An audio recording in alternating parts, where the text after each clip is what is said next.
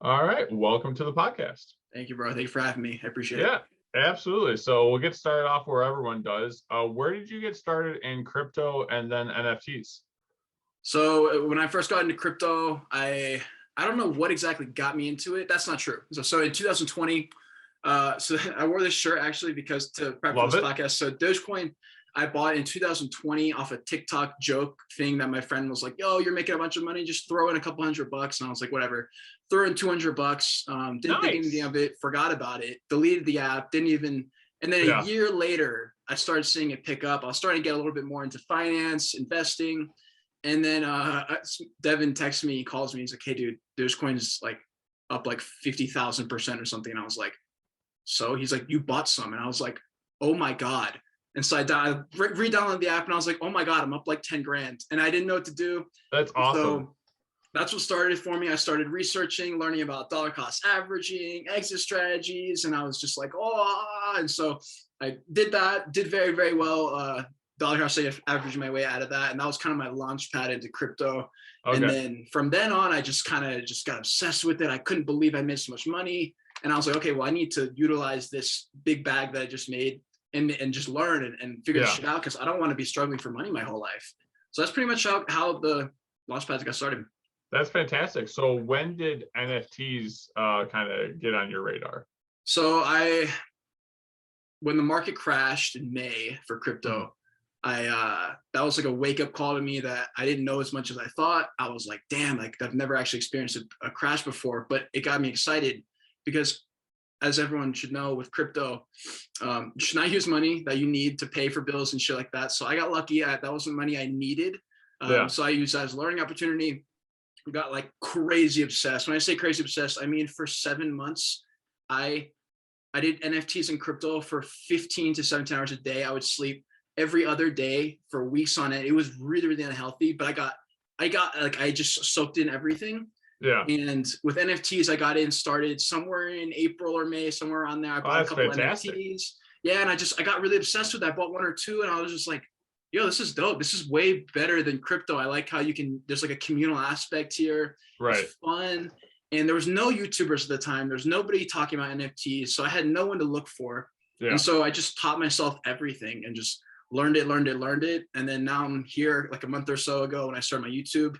I was like, damn, bro, there's no one making review videos. There's nobody making in-depth analysis. It's all next Right. 1,000x NFTs. I'm like, this is bullshit. No one's learning anything. I know all this information. Why don't I just make the videos? I've been making videos Yeah. for 10 years. Like I can do this. So Yeah. No, 100%. And that's when I kind of got into this space is I remember 2017 when it was the same thing with altcoins. It's just like, hey, this is going to be the next 100x.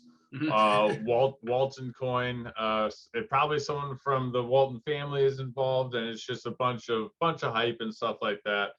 But yeah, it's very tough when you go to look up a coin and the header is the next 100x or the next crypto punks or whatever it is. So when you started first buying NFTs, what were you looking for, and how did you find your first couple? So when I first got started, I remember I'll fast forward real quick. So I Yep. know a lot of people roast me now because they're like, you've only been in NFTs for a year. How can you like know all this information? I'm like, dude, JR in my crypto, the biggest holder of Bored Ape Yacht Club, got in the same exact time as I got in. He just happened to pick better decisions because he'd Right. been in crypto longer than me. But and I make research based, analysis based. I'm not claiming to know all these things. I'm just analyzing videos. But Yeah. when I You first didn't get got a call in, from Gary Vee to help you no, out. dude, but I love Gary Vee. I mean, any of your mindset questions, your perspective questions on like Yeah.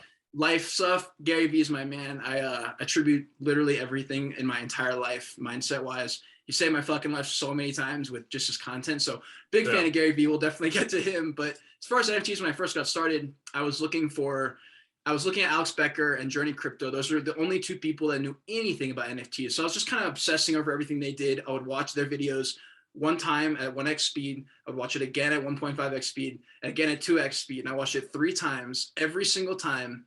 And I would just learn their mindsets, learn the way they thought about projects rather than saying, hey, buy this one, buy that one. Right. And so I remember when I think Alex Becker called that Evaverse, which is the first NFT I bought, which is a video game NFT. Still a big fan, still holding it. And I remember just being like, okay, so it's aesthetically pleasing. This actually has gameplay. It's actually a legitimate game that's already being played. That's Yeah. important. And at that point, that was kind of all the basics that I knew. I was like, okay, so it looks good. It's doing well. It's got some support. It's on a good, like it's on Steam, which is a big NFT game platform, where it was until they stopped doing NFTs. And I remember looking at that, and I looked at the community a little bit, but it was more just so I was like, okay, Alex Becker likes it. It looks cool. It's got a real game. I'm just gonna do it. It's not a huge investment for me, and I knew it was just gonna be my in. I've always learned through trial and error. I knew that's how I was gonna have to learn, and so I just needed to get started. Mm-hmm. So that right there is better than 99% of the projects out there, because they actually have a game, they have a community. I'd say a majority of the projects on the roadmap, it's like 2 years down the line, we'll have something for you. Yeah. And a lot of it seems like just seed money right now for projects going forward. Yeah, and for me, the big thing was I knew from the very beginning, I'd already had a really big background in finance, so I understood what I was getting myself into as far as I'm basically gambling here. And I was like, okay, so this money, these investments, like I'm holding 50 to 75% of my portfolio. I've never touched after buying. I'm just like, whatever, I'm just gonna hold it. I have no idea what's gonna happen. The metaverse might come in a couple of years, and then these 2021 NFTs might be just priceless just because they're from 2021. Right. And so I was like, fuck it, I don't need this money. It's fine. This is just this is my learning money. This is gonna be my launch pad into whatever my career ends up being in the future. And I had no idea it would be like this. But that's just kind of the mindset I had going in. Yeah. So you weren't looking to make quick flips. So you'd be more the investor collector type. Is how would you say that your style is? Now it's definitely switched to that. There was a period where I was trying to make money, but it was only so that I could get more and more access to bigger projects, to learn. It was always that. So like in the beginning, I was like, yes, I want to make some flips. I want to learn. But the main thing, I just wanted to be good at this space. I wanted to know what I was doing. And I just knew I had to just trial and error. So now I actually haven't been buying NFTs. I haven't been flipping them. Obviously right now we're at a shitty part in the market. There's low volume, there's high gas fees. So it's not even a good time to buy anyway. So I practice what I preach. I don't really buy things right now. I'm not buying NFT projects that are new. I haven't minted a project in forever. I did one just because my Discord was like, let's do it. And I was like, fuck it. It's like $100, you know? So, but you know, for me, it's about investing. I'm not even looking at the money anymore, especially that my main focus is YouTube and in my community, it's more about that. And so I still will participate. I still make calls very rarely now, but it's really about, I want to be that guy who I didn't have when I first started NFTs. I want to be that guy who I can go to. Absolutely. So when you were getting into like the games and stuff, did you ever play the games for the NFT projects, or what was that like? Yeah, I did a little bit on Steam with Evaverse. I played a couple times, just like beta stuff. And my computer, I have like a shit laptop, right? Like I've been traveling for the past 6 months. Yeah. So I didn't have like a PC or anything. So I had like some trouble playing the game, but I just wanted to get a gist of it. I'm like, is this legit? Is this a game like that I think people would actually play? I'm not huge into video games. Yeah. But I mean, everything about it, I was like, look, this looks promising. It's just a few $100 for me. Fuck it. And you know, I actually ended up, it's funny, I bought a Celestial Evaverse just by pure chance off the floor, which is like one of the rarest ones. It's like top 1%. That's fantastic. And I was like, I remember looking, I didn't even realize I bought it till like a couple months ago. I looked at it and I was like, wait a minute, this is like one of the rarest ones. And I was like, holy shit, this is dope. And so, yeah. So what were gas fees like when you got in April? Gas fees must have been, I think I've always had the same mentality with gas fees. Like anything near 100 to 150 is about like 150 is kind of like my max. Like 150, I'm like, fuck, do I really need this? And over the course of the summer, when I was minting, and I was kind of, you know, it was NFT mania like the whole summer, it felt like. So yeah, at that point I was panicked. I was foaming in and out of stuff. Like people would say this is pumping. I was like, I gotta buy it. And the gas fees would fly up, and I'm like, fuck it, whatever. And now after I've all that experience, I'm like, okay, so there's almost never a time where FOMOing is actually helpful, because you can always just buy it later. There will be a dip. There will always be a dip. Doesn't matter what project, doesn't matter who's repping the project. Shaq did Creature World. Steph Curry did Bored Ape Yacht Club. Bored Ape Yacht Club went from whatever floor, cut 50% of the dip. It will dip. So there's no reason to FOMO, pay extra gas fees. So that's something I learned. That was a huge lesson that I talk about in all my videos. I'm like, if there's a project you like, do the research, stay up to date, and just buy when it's cheap, when gas fees are low, and just, that's how you do it. That's how you do it. Yeah. Usually I would wait until like 1 or 2 in the morning to purchase, just because I wasn't sleeping at that when I was doing a lot of minting or purchasing. But even now it's still, I don't know who's buying it right now, but apparently everyone's up 24/7. I don't know. trying to get these projects going. I've been telling everyone in my Discord. I'm in a couple. I'm an NFT analyst for Space Apes NFT, and Okay. they tell me, like, people in the Discord, like, what do you think about this project, this new project? And I'm like, guys, I've given you the same answer for 2 weeks every day. It's not the time. 99 out of 100 projects and that are minting right now will do absolutely fucking nothing. BearX had the most hyped NFT launch ever, and they didn't even get to a half ETH floor. I'm like, guys, there's not enough demand right now. This is not the time. Quit fucking asking me. And they keep asking me, look, there will be a time where we can be degenerates and we can just throw money at shit and it can be a casino. But right now is just not smart. Just stop doing it. And I'm hoping that I can just kind of chip away at it and get people to kind of think with that long-term mindset and just like minimize risk. Like that's all it is. It's you're minimizing your risk. If you're right, that's all it is. Well, and funny enough, like betting wise in sports, you bet in units, and I think they have a really good example of like, hey, we're gonna bet like 1 unit here, 2 units here, but it's it takes in consideration how much you're going to be betting overall or how much your pot is. So I think I think they have a good hold on what you should be doing, but once again, if you're betting, you're probably not going to just listen to units. It's hard because I get it. I remember when I first started, I was throwing money at everything. But for me, I'm like, look, I have the excuse. I did not have YouTubers telling me otherwise. Everyone was saying buy it. All the content saying buy this coin, buy that NFT.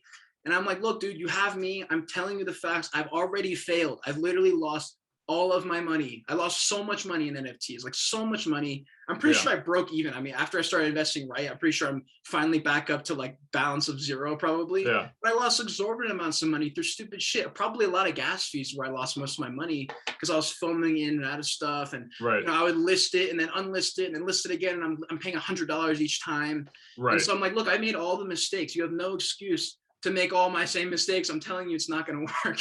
So for sure. So are there any memorable projects that you minted or got into right away that got rug pulled or just didn't do what they were going to say they were going to do?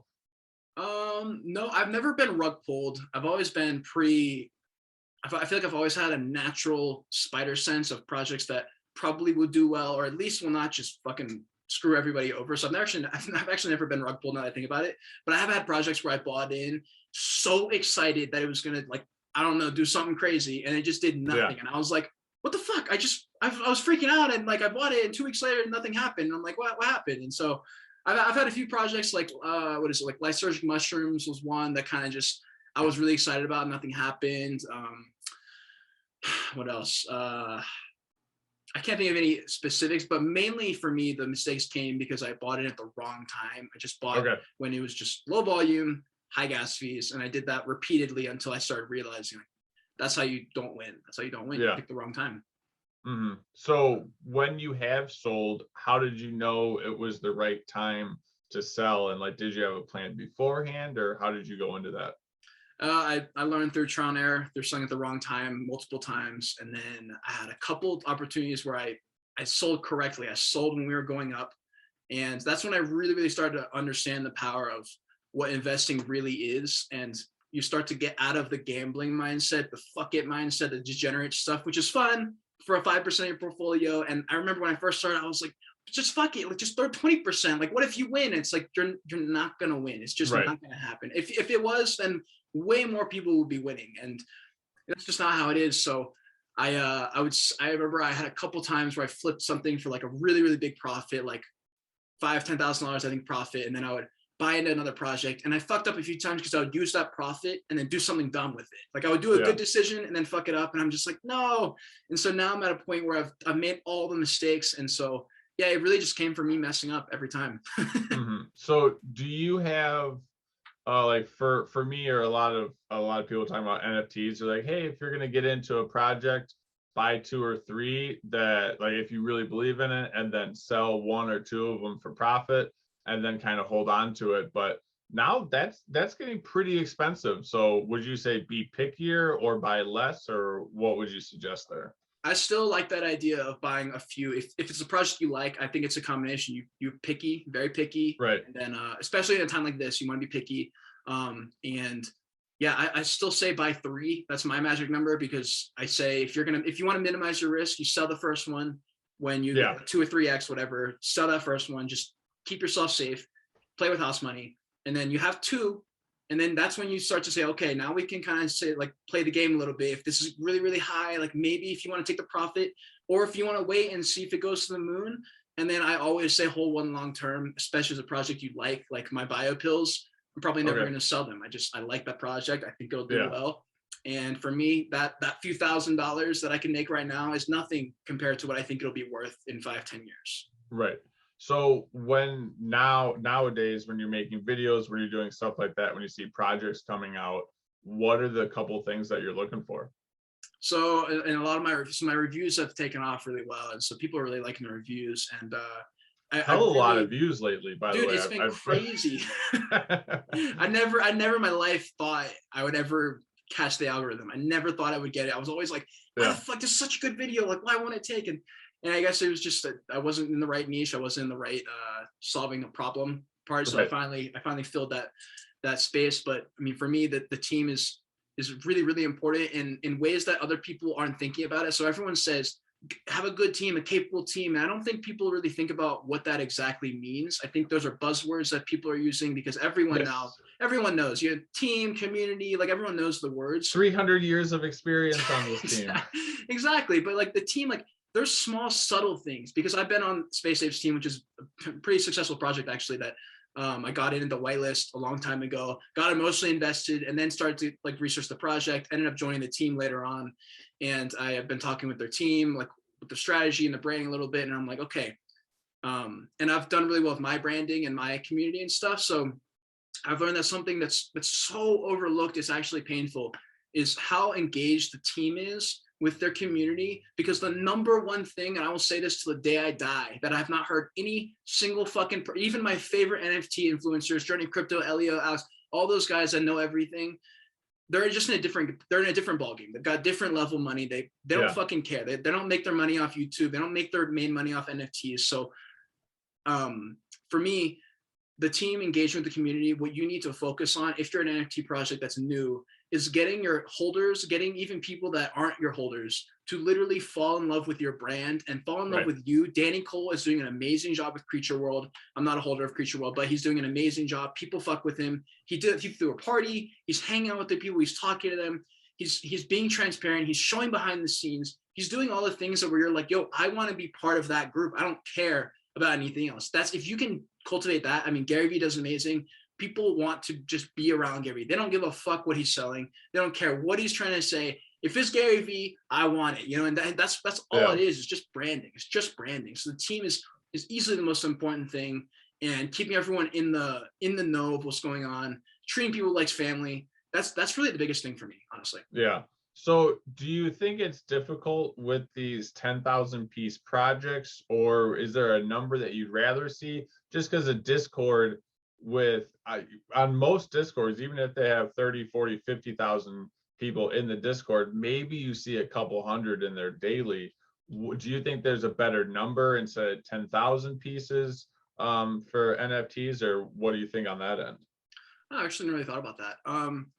I mean, for me in the future, I assume they're going to get bigger and bigger as more and more people come into this space. So I'm not quite sure what to expect from the future, but I'm a big fan. I've said this in all my videos. I'm a big fan of projects choosing anything to like separate themselves from the community or from everybody else, because it's the same shit every time. Like all these new projects, I'm like, look, they're like, what do you think about this? I'm like, well, it looks exactly like that. Like that already did well. So like, tell me why this one's going to work when that one's already established and I've already done the things first. And in this world, being first, being early matters. You know, it's the blockchain. People can tell.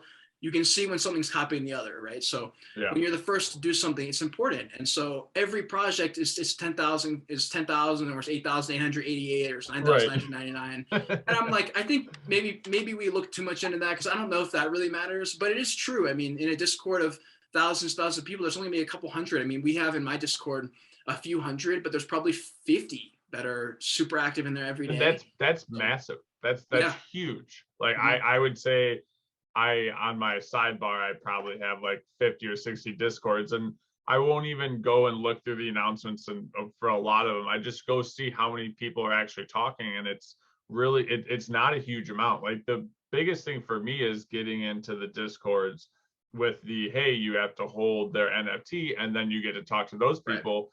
And that is more of a legit conversation that's going on. No one's trying to show a project, and if they are, you're actually looking at it. But yeah, the community part is massive. It's huge. And if you can, I mean, if I can offer some advice there, I think I'm on, let me check actually. I think it's probably like less than 20. I'm in less than 20 discords, and all 20. So I would say probably 10 of them, I stay pretty consistently. I'm popping in just to see what's going on. I'll talk to people, but like 10 of these, I'm just there just to keep an eye in case something happens. But I would definitely say if you're in 50, 60 discords, you're too diverse. It's the same with all these big investors. They say don't hold 75 coins. Just pick 10 that you like and just focus on them. Learn everything about it. And if you still fuck with it, buy more. If you say, you know what, I don't know about this, wait till it goes up a little bit, sell it, take your profits, move them somewhere else. So that's what I would say. So I have my main folder of, I think, maybe I can pull it up in a hot minute. It's about 7 projects, and then below it is like some of the games that I might be in and some mining groups. But yeah, no, there's definitely some that's like, hey, I almost got in here. I'll leave it and maybe come back and check in a month or something like that. Other than community, what do you look for in a project? Are we looking for staking abilities? Are we looking for a game in 2 to 3 years? What's something that catches your eyes? For new projects, I'm not impressed when I see staking. I'm not impressed when I see DAO, voting systems. You know, we got a roadmap. It's like, look, everyone's doing that. That's not something that's going to set you apart anymore. Before it did, 2 months ago, if you had a staking method, you were, that's crazy, but everyone has staking. And let's be honest, all of them are going to fail. Every single one is going to fail, except I think, the only ones that are going to actually work are the ones where there's literal utility to actually trade and sell and swap the token for certain things. Like, I don't know if CyberCons is going to work out. I'm a little bit hesitant on CyberCons. I know everyone says they're the best thing ever, but sometimes I look at it and I'm like, it's almost like too exclusive for the staking part to work. But I need to do more research on CyberCons, the banana token, but most of the projects are copying some version of that. And it's not going to work because you're not CyberCons. You're not that exclusive group. And so it's really difficult to come up with a staking model that's actually going to work. It's a great buzzword. It gets people excited, but let's be honest, who's actually made money from staking? I've lost more money staking and unstaking than I've actually made staking the project, So is that just gas fees trying to move it around? Dude. It's expensive as fuck to stake and unstake. And if you want to sell it to make profit because it's pumping and you want some liquidity, you got to unstake it. And it's just like, it goes all this shit. And then if you unstake it and you forgot to take your tokens out, sometimes you lose it and you're just like, bro, this isn't working. This is only to people to be like, they're staking. It's like, that's for a lot of projects. That's what it is. Right. So I would say they need to do some things different. For projects that are established already, I think they're fine. I think if you made the cut before the last NFT bull cycle, then it's like, okay, whatever. If you did whitelist competition, growth campaigns, it's fine. You were there before everyone started doing it. You get a pass. But for now, like, if you're coming out with a video game, everyone says you're coming out with a video game, a movie, this and that. I have no idea what to expect because I haven't even seen the projects from 3 months ago. 5% of them are actually pulling through. So I'm like, I don't know what's next. So that's kind of the things I'm thinking about right now is what's coming next in the next wave. What's going to set those projects apart? And is it going to be the established projects or is it going to be the new projects? And I'm betting that's probably going to be the established projects. I don't think many new ones are going to do anything impressive. I think there's probably 30 projects that will go almost to zero when the bear market comes, but still stay alive and will come out of the ashes when the bull market comes back for NFTs. But I think 75% are going to go to zero and they'll just teeter on basically nothing. And so, What do you think of the projects that have bought some land in the metaverse or Decentraland or wherever, and you get like a percentage? I think Gambling Apes has a casino that you can get a percentage of that. Like, what do you think of those types of projects? I'm a fan. I like anything that's even 5% different. I like that. It's one way to kind of not cement your way, but it's a way to kind of establish yourself. Say, look, we got something a little bit extra here, and this is legit. If you're buying land in Sandbox or you're buying land in whatever game, it's like, okay, so that's actually a real step forward. And so I'd love to see what the next moves are going forward. But if you're doing stuff like that, if you're actually making moves, because that's step 2 after you say, I'm going to be in a video game or going to be part of a video game. It's like, okay, well, we need to see some real action, like spend some of your money that you made, your fucking millions of dollars that you don't even need to start an NFT project, and do some real action. Like, yeah, I think it's a great idea. If you're buying in, like Deadfellows, I know, is doing like concerts in the sandbox, I think. And I just think it's very innovative thinking. I don't think that's where it's going to stop. And I don't think it's going to go in the direction we think. But I think people who are doing that and thinking ahead and really making moves are probably going to be the ones that make it. Mm-hmm. So what do you think about the NFTs that are selling merch as well? Do you feel like that's a cash grab, or do you think that's like, hey, I actually want to be a part of, once again, this brand? I think it's all about timing. I think it really, really matters how long you've been in, what kind of demand you have in the project. If you have a project where your founders have facilitated and fostered a community where people genuinely fuck with you, they fuck with the brands, they want, like Creature. Like, I keep using that example because it does such a good job. I think it's still risky to buy in at this floor, but because it's like, I don't know how much it was, like it's thousands of dollars at this point. So like, you are taking a risk because it does depend on Danny Cole. It does depend if he fucks up, just like Jungle Freaks did. 2 weeks before the Jungle Freaks racism thing came out, I was like, guys, if you're buying in at a 1 ETH floor, you need to understand the risks. If we don't know who this artist is, I didn't do enough research. Obviously, if we had done 5 minutes extra, we would have found all those pieces. But I was like, look, this guy's not a legend. He's just some dude who worked in a magazine for a few years. Everyone's just hyping it up. There's no reason to buy this project at $5,000. Wait for a dip if you want to buy in. And so I think it's really, really important timing. There's some projects that can pull off merch. I also am very picky on merch. If it looks like a YouTuber's merch, I'm going to roast you. It looks stupid. It's definitely a cash grab. Same with my merch. I'm not coming out with merch for a long fucking time. I've always wanted to have my own clothes, but it will not be fucking merch. It will be clothes. It will be apparel. It will look good. It'll be quality. It will be expensive probably, but it won't be some stupid YouTube stuff. Like, I don't want to see that from projects. It doesn't help. And if Bored Ape Yacht Club comes out with a clothing line, that'll probably work. If a project like that where it's established, $2,000 for a shirt, absolutely. I mean, that kind of thing, it'll probably work. But if fucking, like, I'm trying to think of a project that's just like a normal project, like, I don't know. If you some could just say punch project, anything, and there's if whoever project just came out with clothes, it's like, you'll probably sell some, but what is that really going to do? What are you really creating out of this like little shirt thing that you made, So it depends why, and it depends when. Yeah. So I think a lot of people have different reasons for buying NFTs, and I think recently, like, artists are not really talked about as much. But when you're looking into an artist, is there anything specific that you're looking for? Are you looking at their following, or are you looking how good their art is? What do you look there? That's actually funny you asked that question, because I can't remember if you saw the post with Sydney Espo's art. She's an artist that I called out recently, and I had her on a podcast about a month ago when she just launched her first NFT set, which is the 50/50 or the set of 50 collection.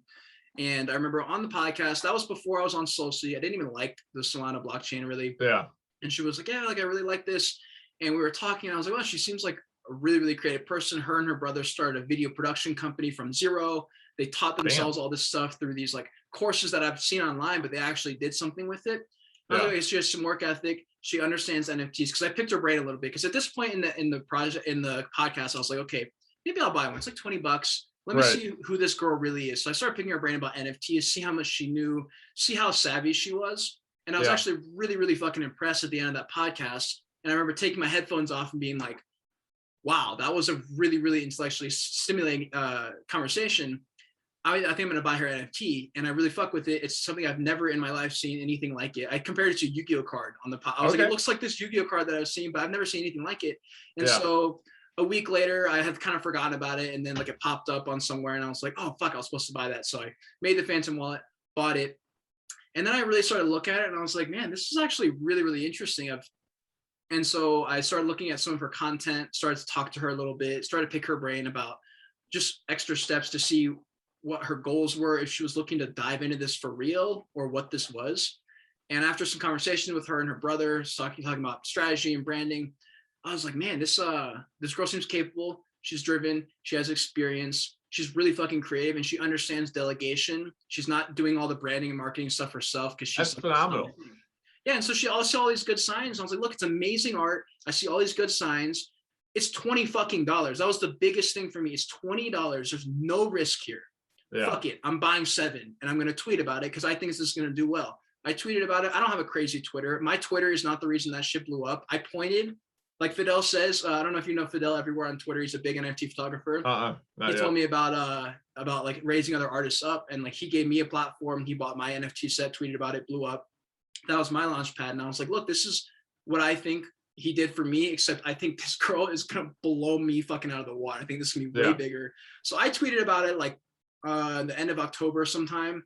And I was like, guys, there's something unique here. There's something special about her as a person on camera, which is massive when you're going to be someone who's going to be the artist, like the artist first project. And I was like, she does really, really in front of a camera. She understands something here. I think there's something here. It's $20 fucking. This, I'm not telling you to buy Creature at 5,000. I'm telling you to buy a project at the inception, at the mint. And so I told people to buy it. I pointed, people saw it. And if it wasn't good art, they would not have bought it. And it fucking sold out a few days later. And now it's going for a $5,000 floor. Someone just bought it for $2,500, one of them. And I'm holding her first ever one of one. And I'm like, bro, this is, I feel like I found like, you know how Gary Vee founded Creature World? He was like, I like this Danny Cole guy. And then Creature World took off. I feel like I found that with her. I was like, guys, I found her at the very beginning. I followed all the thesis and strategy tips that I do my own. And I think I found her. This is it. And so I made that gamble, and I told everyone this is a very minimal risk thing. And I kept saying that because I want people to understand that it's a minimal risk investment. When you spend $20 fucking, there's no gas fees. I was like, this is cool. If this works, great. If not, who cares, right? It's $20. Yeah. So as far as it being on Solana, how do you feel about the centralization or that itself as a platform? So yeah, I mean, it's hard to talk about that because OpenC is the biggest NFT platform right now. They're fucking centralized as ever, and they suck. They kind of suck, sort of. So I think we need to move more decentralized, and I think people are starting to realize that. So I think and I've talked to Sydney about this because I had no idea Solsi was like in contact with it. That was actually another reason. Solsi verified her collection in 48 hours. Wow. Never seen that happen before, and I was like, whoa, that's okay. That's one just green flag. So anyways, but Solsti's very, very, it seems like they're very, very adaptable, ready to pivot whenever they need to. I like that as a platform. I never really wanted to be in Solana because I saw all these copycat projects of Ethereum NFTs. And so I was like, you know what, I'll make a Solsti account, I'll make a Phantom wallet, I'll just collect art. That's what I'll do for Solana. It's cheap gas fees. A lot of projects are cheap. It's fun. We can raise up artists together. It's cool. Why not, you know? And so I have no problem right now with it decentralized because everyone's doing it. But I think if they are making moves toward more decentralization, whatever that means, I don't know what it's like to work in a company that size or that kind of thing, but I would love for them to start integrating some decentralized ideas or whatever. So yeah. So you mentioned your project. Where was the conception of that, and how did it go? So I'm a travel photographer. I like 7 or 8 months ago, I was like, dude, I'm working in a restaurant. I hate my life. I'm making a lot of money, but what am I doing here? Like, am I just going to do this forever? And I was like, I've been wanting to travel. I wanted to do van life for a year straight. I've been watching van life videos, and I was like, oh God, I just need to go. And so for 3 months, I watched Gary Vee tell me, it's just all his videos, basically him and Tom Bilyeu from Impact Theory, just say, guys, take the chance now. If everything goes wrong, if you fuck up every single thing ever, just come back and like work a few months and you're literally fine. Like you only have a few $1,000. You're going to be all right. And so I heard him break me down for months and months and months. So I got to a point where I started to think like that. And I was like, why don't I just leave next week? I got like thousands of dollars in my bank account. I have a car. It's a hybrid. I don't have to turn the car off at night. I have AC. Fuck it. Why don't I just go and see what happens? And so I went for 2 weeks, did a trial, came back, and I was like, that wasn't so bad. I can do that. And so that turned into a 6.5 month road trip across the country, went from Charleston, South Carolina to Washington State on the other side of the country, went literally fucking everywhere. And I'd already been in photography for a long time. And I was like, you know what? I'm traveling on my own. I've been doing self-portraits for a while. Like I should just do some self-portrait travel photography. So I started doing that. I've always loved silhouettes. That's always been my favorite shot. And silhouettes, I think they look coolest black and white. But no one really likes black and white. So I was like, okay, I guess I'll just keep them with color. And then I saw Fidel's account blow up. It was black and white. And I was like, okay, so I guess people do want black and white. Maybe I can sell it. And this is when NFT photography was peaking. Everyone was talking about it. And I was like, I got some fire pictures. Like I have a lot of pictures actually. And I was like, Yeah. great, I'm gonna make a collection. I made a collection, called it Joyage, and put it up. Nothing really happened for a couple days. I was kind of shilling it everywhere, but not trying to be annoying. I understand that. I don't want to be fucking annoying. I don't want to sell it if it's just because I'm spamming. So I was talking to people in Discords, like showing them my account, talking about my story. Fidel ended up seeing it somehow, I guess, and looked at my account, bought a couple, threw one tweet up, and it literally sold out in 5 minutes. I was DoorDashing. I was literally DoorDashing because I was trying to make money on the road, and I just pop, and I was like, oh my god.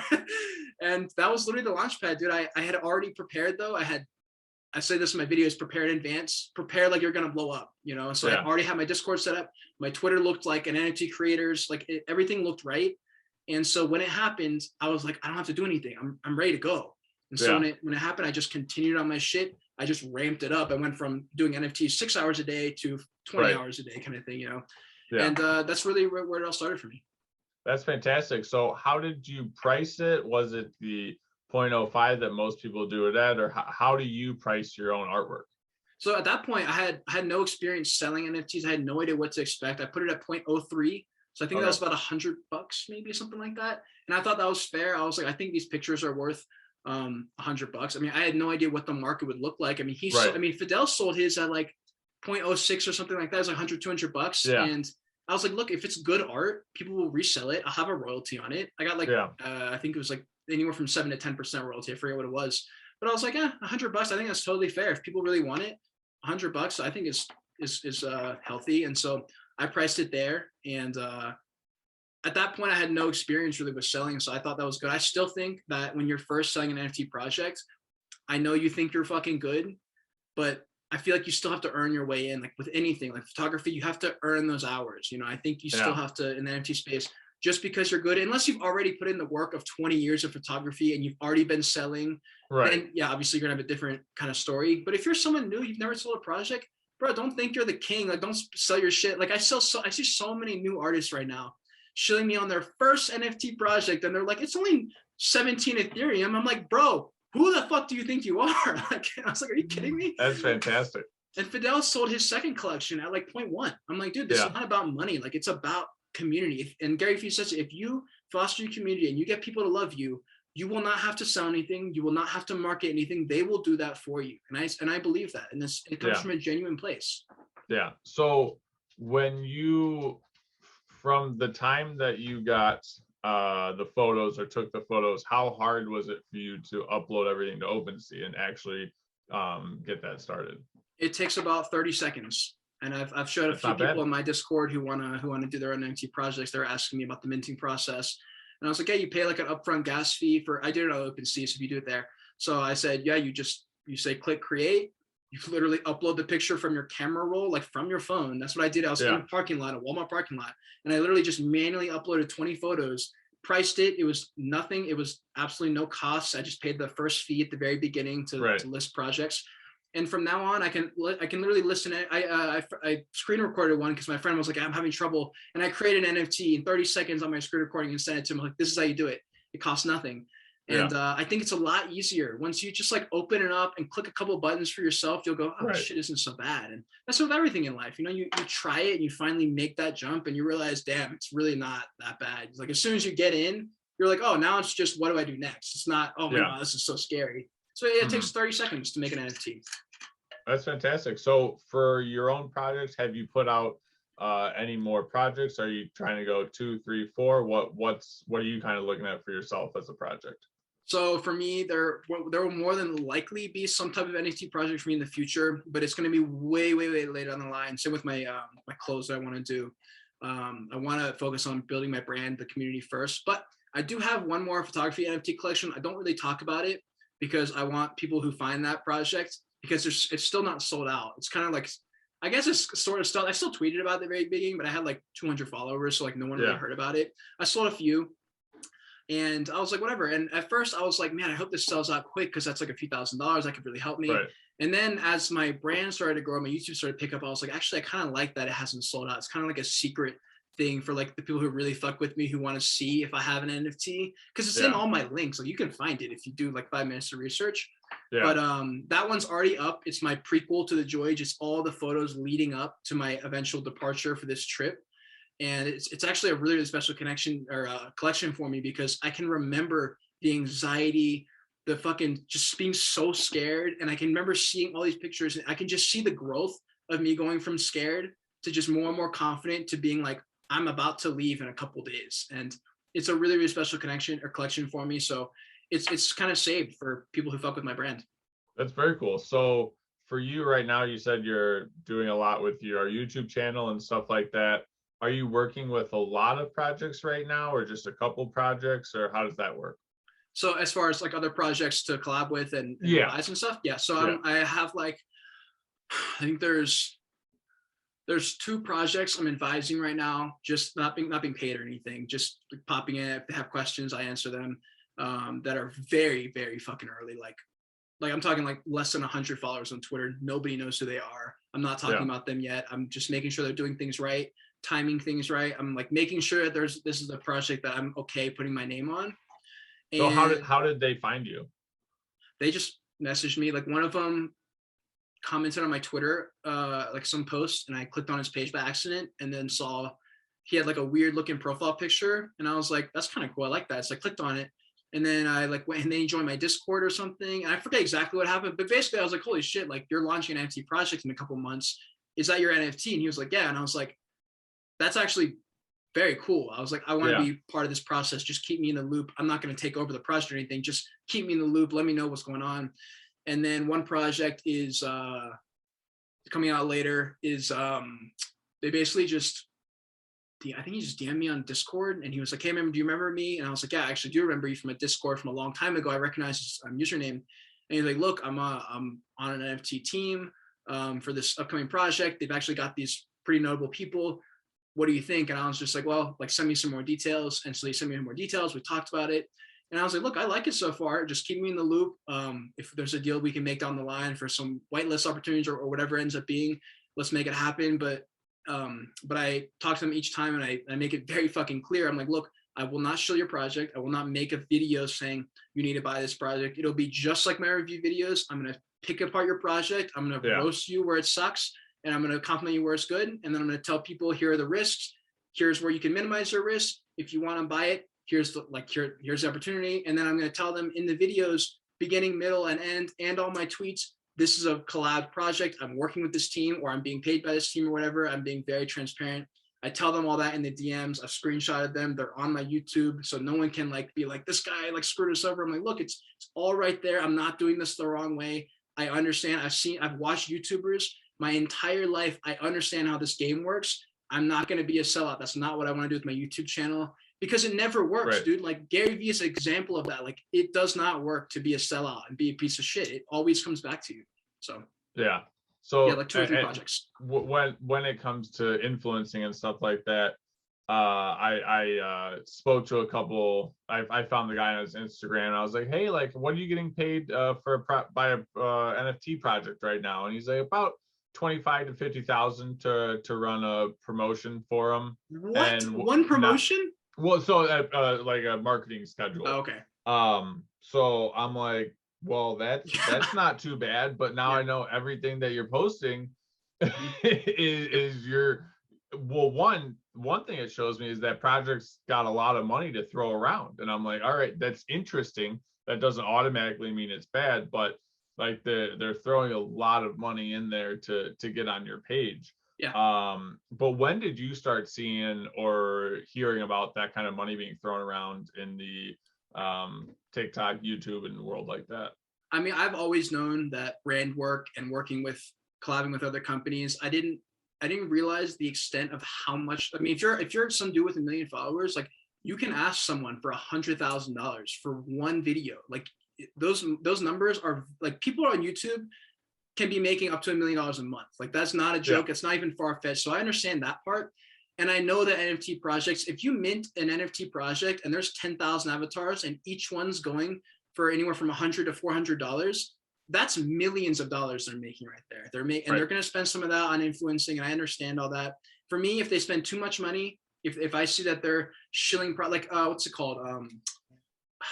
I can't remember the name of it. I roasted them on a last YouTube video. Jake Paul was a collabor with them. Oh, Eggs or Zootopia or something like that. It was some stupid fucking, and it was fine, but like the main thing that The I art's hated pretty was cool. it was literally fine. I was like, look, you guys just suck because you bought all these people thinking it's gonna work. I'm like, yeah, it'll probably work for a week until they change their profile picture back to their fucking face, and then the project goes to zero. And so if I see a project focusing too much on that, even if they approach me and say, hey, we'll give you 50K to do this, I'm like, why? Like, yeah, I want to know why. Like, are you doing this for everybody? Why are you willing to just give me 50,000? I mean, they haven't done that, but if that's a thing, I'm gonna be like, yo, let me talk about the strategy. Let me make sure this is something legit and you're not just paying everybody here, because that's not going to work. And like, I'm really just not in it for the quick, small little bags you can make here and there. Like that will not be anything compared to the amount of just like success you'll see if you stick to being who you wanted to be from the beginning. You know? Yeah. Well, I mean, it's the same. People don't understand. It's the same as you watch a commercial. Like I was watching a Pizza Hut commercial the other day. And I'm like, there's no way, like they just paid this celebrity probably so obvious $100,000, and like it's obvious there, but a lot of people don't see how obvious it is in the clips where they're like, oh, here's this team, here's why they're different. You should definitely go by them. And then they say generic professional athlete that is also involved with the program. Yeah. So no, I mean it's incredibly tough out there. But another way that people are getting around it is saying like, oh, it's not sponsored, no, they're not paying me, is they get on their whitelist and then they're just going to buy 10, 15 of them, and then as soon as it mints, they just sell for a massive profit.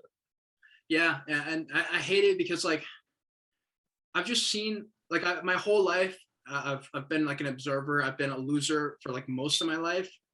So I would always watch people who weren't losers and be like, just watch them and just see what they're doing and like why. And I figured out like most people who are popular were insecure and just doing stupid shit. And now look where they are. All the cool people in high school are fucking dweebs now.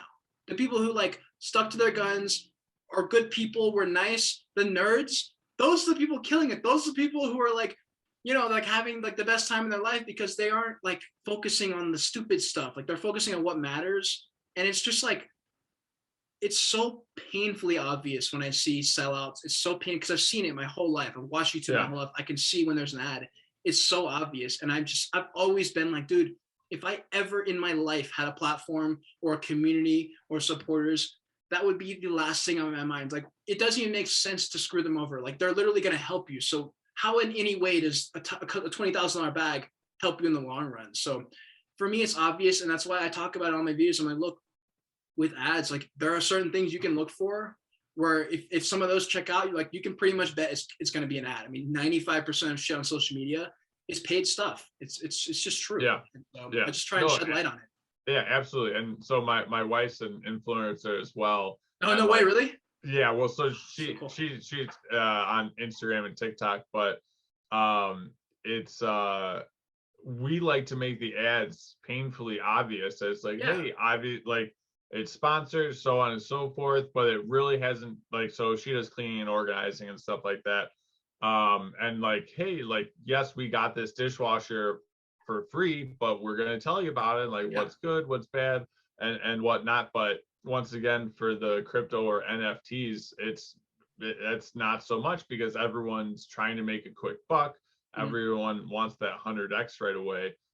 Is there anybody that you found either on TikTok, YouTube, or wherever that's not just shilling every project out there, or some people that you can trust?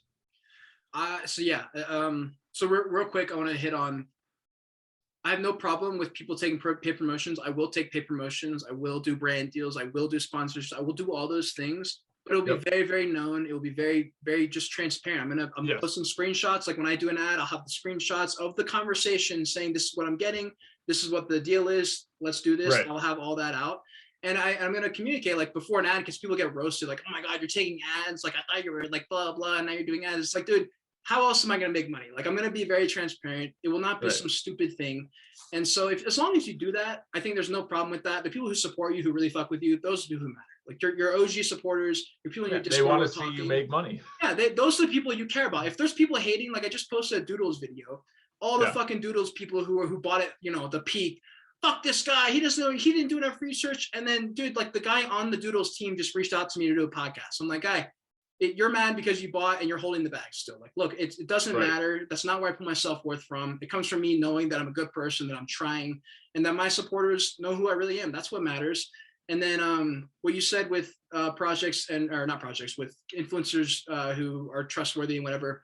I think January Crypto, Tony Crypto, or I think his name's Tony Spark, but you can find him on Journey Crypto at YouTube. I don't even know if he does paid promotions because he just doesn't need it. Right. But he's a guy who is very, very, very conservative. And it's just fair. Like, it's just, you watch him and it's genuine. He has a very proven track record. He's not an asshole. He's not extravagant doing all this crazy stuff. So I like Journey Crypto.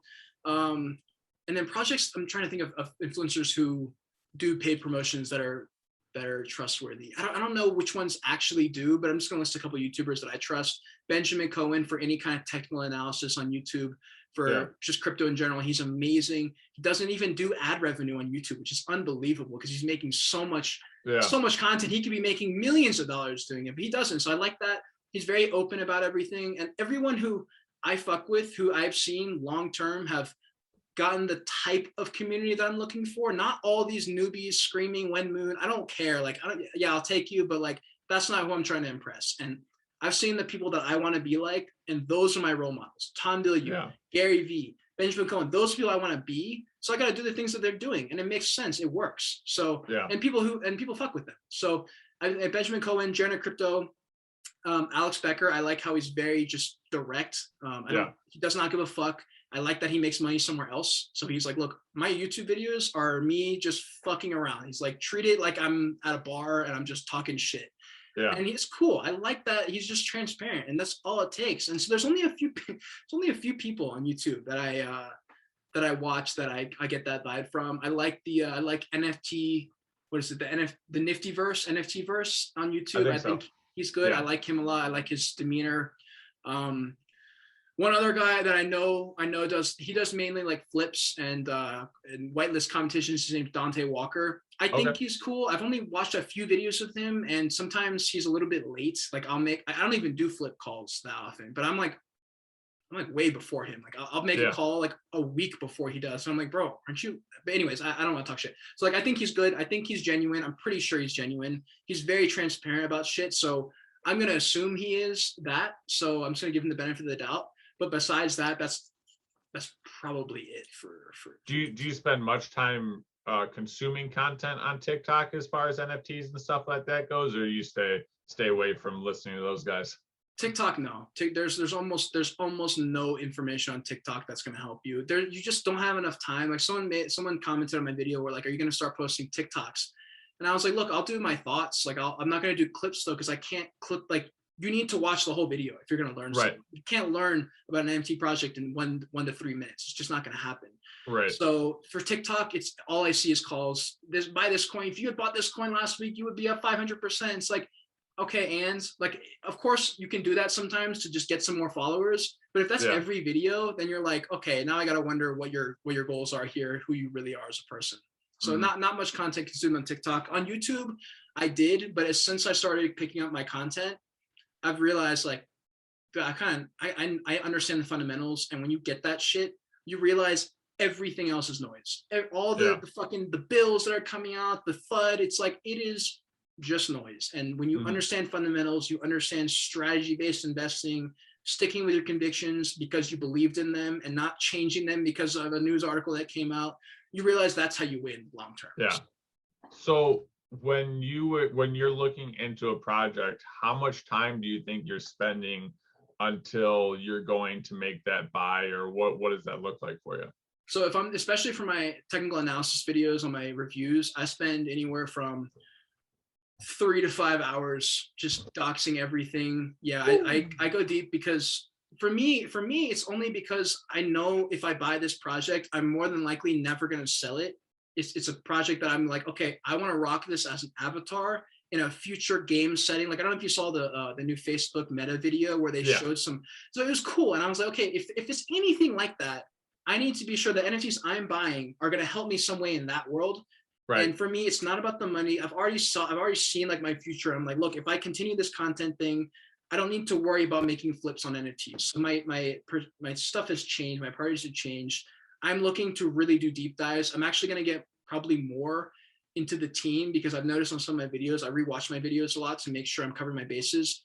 And I have noticed that when I do doxes of the team, I don't go deep enough into who each person is, because sometimes I'm like, oh, he's on this team, he's on that team, he looks good. And so I need to do more research on that part, because that's such an integral part. It's probably the most important part. So I'm going to spend more time on that, but typically 3 to 5 hours per project. And I spend a lot of time preparing for the videos. I get all my tabs up ready. So when I'm filming, I just go click, click, click, click, click. I don't have a script. I remember what I'm going to say on each one, kind of what I think. And at the very end, I have like a Word document summarizing all my thoughts, making sure I've hit all the things. And then any extra things I can't find officially, that might be my personal opinion. But it's quite a bit. It's a lot. It's a lot. Yeah, no, research. that's amazing. I think that's a lot more effort than a lot of people put in. It's a different type of content. I mean, even though you're looking to make life-changing money, or most people that are looking at these things, they're like, oh yeah, I read this one article, or I did this, that, and another thing, and I appreciate it, you putting out such great content.